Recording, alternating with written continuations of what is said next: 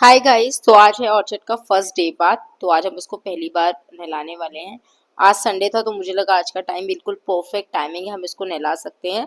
तो मैंने फटाफट इसको वॉशरूम में ले गई अपनी गोद में। पहले इसको कंफर्टेबल करने के लिए मैंने थोड़ा थोड़ा पानी इसके ऊपर डाला, बट ये नहीं इसको एंजॉय कर रहा था। तो मुझे लगा शायद ये टब में बैठ के एंजॉय करेगा, तो मैंने इसको टब में बिठाने की भी कोशिश की, बट पता नहीं इसको आज क्या हो गया था, ये वॉशरूम से भाग रहा।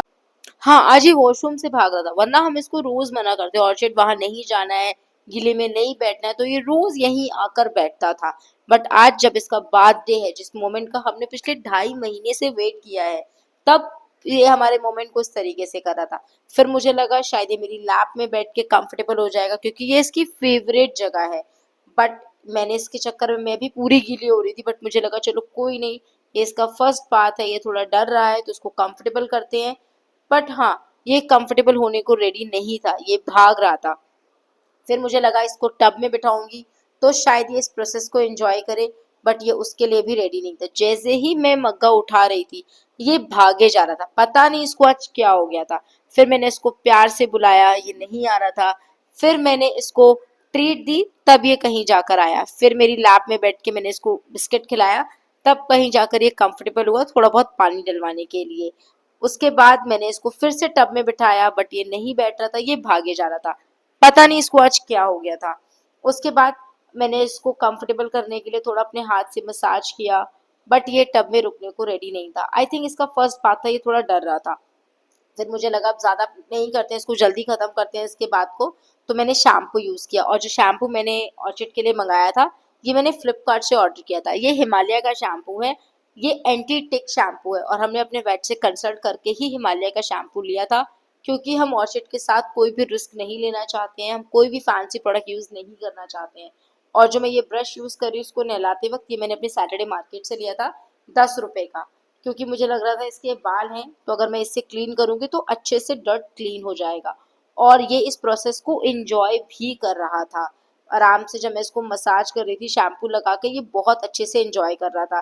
फिर मुझे लगा इसके कानों को साफ कर देती हूँ अच्छे से, क्योंकि इसके मोस्टली जो कान है वो साफ नहीं हो पाते, और इनको प्रॉपर क्लीनिंग हम नहीं, रोज हम ड्राई शैम्पू से भी क्लीन नहीं करते, क्योंकि डॉक्टर्स मना करते हैं वेट वाइप से क्लीन करने को, क्योंकि इनके ईयर्स को डायरेक्ट सनलाइट नहीं मिलती है, इनके कान बड़े होते हैं इसकी वजह से।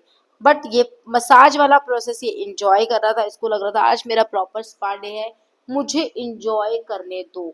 मैं भी इसको प्रॉपर प्रिंसेस ट्रीटमेंट दे रही थी। ऑल्दो ये हमारे घर का प्रिंस है, बट स्टिल हम इसको प्रिंसेस ट्रीटमेंट देते हैं, क्योंकि सच बताऊं तो ये हमारे घर की लक्ष्मी है। हम इसे 29 डेज का लाए थे। जिस दिन ये हमारे साथ आया था ना, डॉक्टर ने हमें बोला था इतना छोटा पपी क्यों ले आए, इसको अभी माँ का दूध चाहिए। मुझे भी थोड़ा गिल्ट हुआ था, मुझे लगा शायद ये नहीं रह पाएगा, कहीं इसको कुछ ना हो जाए। हम इसकी एक्स्ट्रा केयर करने लगे। पर सच बताऊं, बहुत सही फैसला था हमारा। हमने इसकी एक एक चीज को देखा है, इसका पहला कदम, इसकी आंखें खुलना, इसका प्यार से चलना, इसका सोते सोते हमें हक कर लेना, इसका सुबह उठते ही हमें किस करना, वो सारे मोमेंट्स लाइफ के अनफॉरगेटेबल मोमेंट्स हैं। हाँ, थोड़ी मेहनत लगेगी, क्योंकि छोटे बच्चे को अगर आप पालते हो तो उसकी आपको एक्स्ट्रा केयर तो करनी पड़ेगी, बट स्टिल जो ऑर्चिड और हमारा बॉन्ड डेवलप हुआ है ना विद टाइम, वो शायद उसी वजह से हुआ क्योंकि हम इसे बहुत छोटी एज में लाए थे। उसे नहीं पता माँ का टच क्या होता है, उसे यही पता है कि मैं ही उसकी माँ हूँ, और मेरे टच से ही वो सोता है। कभी जब भी रात को मेरे साथ सोएगा, मैं इसकी वीडियो आपके साथ शेयर करूंगी, ये बिल्कुल मुझे हक करके सोता है। और मैं इसको कभी भी अपने पास हक करने के लिए नहीं बुलाती हूँ, ये खुद आता है मेरे पिलो पर, अपना सर रखता है और अपना हाथ मेरे साथ रखता है और फिर सोता है। और इसके टच के बिना अब हमें भी नींद नहीं आती है। फिर मैं इसका टमी एरिया क्लीन कर रही थी, और ये अपना टमी मेरे अलावा किसी और को टच नहीं करने देता है। तो मैं इसका टमी क्लीन कर रही थी अच्छे से, क्योंकि डॉक्टर्स बोलते हैं इनको पूरा क्लीन करना बहुत ज़रूरी होता है। जैसे ही मैं पानी डाल रही थी, ये भाग रहा था। अदरवाइज जब तक मसाज चल रही है, जब तक क्लीनिंग चल रही है, तो ये उस प्रोसेस को एंजॉय कर रहा था। ये सारा करते करते पता ही नहीं चला इतना टाइम, मतलब ये टाइम हमने कभी सोचा ही नहीं था कि ऐसा भी टाइम आएगा कि हम इसको बांध देंगे या कुछ करेंगे। हमने बहुत कुछ सोचा था। पहले हमने सोचा था कहीं एक अच्छा सा ग्रूमिंग बुक कर लेते हैं और हम इसका बाहर इसको बांट दे देंगे। फिर मैंने सोचा नहीं, ये बहुत पर्सनल मोमेंट है, ये ऑर्चिड और हमारा बॉन्ड स्ट्रॉन्ग करने के लिए, तो हम इसको घर पर ही बांध देंगे। फिर मैंने इसको टॉवल से क्लीन करा।